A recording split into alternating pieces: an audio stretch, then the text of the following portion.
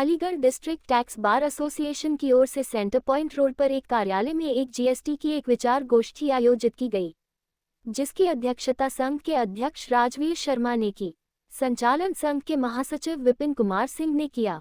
विचार गोष्ठी के speaker income tax bar association Aligarh के पूर्व अध्यक्ष आदरणीय भाई श्री अवन कुमार सिंह जी को बॉम्बे मर्केंटाइल बैंक का वाइस चेयरमैन नियुक्त किए जाने पर संघ के अध्यक्ष श्री राजवीर शर्मा एडवोकेट एवं सभी सदस्यों द्वारा सम्मानित किया गया। विचार गोष्ठी में श्री अवन कुमार सिंह जी के द्वारा जीएसटी में मेटल्स प्रति DS से संबंधित सर्कुलर पर विस्तार से बताया, जिसका सभी अधिवक्ताओं एवं द्वारा ज्ञानार्जन किया गया। इस संबंध में डॉक्टर गिरीश बाबू एडवोकेट ने भी विस्तार से जानकारी दी।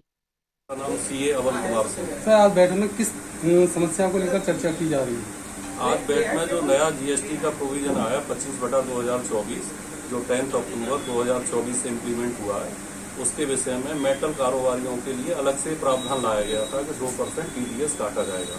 उस विषय में कुछ हमारे अधिवक्ता और जो व्यापारी गण हैं उनको कुछ विसंगतियां या कुछ समझने में नया प्रोविजन अभी आया है 9 अक्टूबर को, तो उसी से रिलेटेड हम यहाँ चर्चा कर रहे हैं। तो इस तरह की समस्या आए दिन आ रही है, सरकार को सोचना चाहिए। तो इस संबंध में आप क्या कहना चाहेंगे? सरकार इस संबंध में कुछ काम कर रही है, लेकिन कुछ कानून के बनाने में कुछ कहीं न कहीं थोड़ी सी त्रुटियां हैं और उन त्रुटियों को दूर करने के लिए सरकार नोटिफिकेशन और सर्कुलर्स ला रही है। नया एक्ट है, नए एक्ट को कोई भी एक्ट आता है देश में, बड़ा देश है, तो उसको स्टेबलाइज होने में समय लगता है। सर, अभी एक्ट को तो 5-6 साल हो गई, तो अब इस तरह की समस्याएं हैं। जितना बड़ा देश है उसके हिसाब से समय बहुत कम है। इनकम टैक्स 1961 में आया था, उसके प्रावधान भी अभी कुछ ऐसे हैं कि कुछ लोगों को समझ में नहीं आते।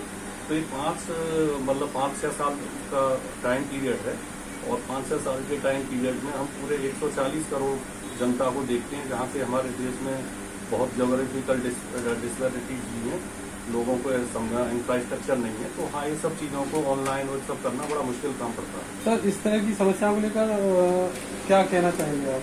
किस तरह से समाधान होगी?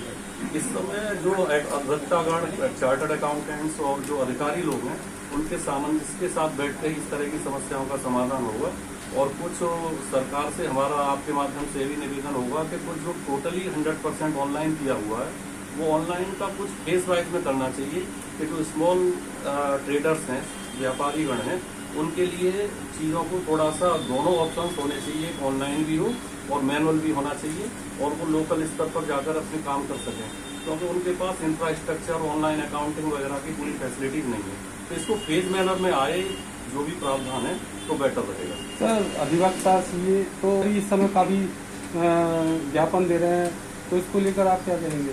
व्यापारियों के लिए मैंने कहा है कि सरकार को वो जो स्मॉल टैक्स पेयर्स हैं, सरकार ने अभी क्या किया है कि जो बड़े टैक्स पेयर्स हैं, बड़े व्यापारी हैं और छोटे व्यापारियों कोई भी कहीं कोई किसी तरह का गैप कैटेगरीज नहीं बनाई, उनको कैटेगरीज बनानी चाहिए कि छोटे व्यापारियों के लिए जो कॉम्प्लायंस स्ट्रक्चर है वो बहुत कॉम्प्लेक्स है कॉम्प्लायंस करना, तो उनके लिए मैनुअल भी कर देना चाहिए। तो ये अगर मैनुअल हो जाता है तो छोटे व्यापारियों की समस्या 80% सुलझ जाएंगी।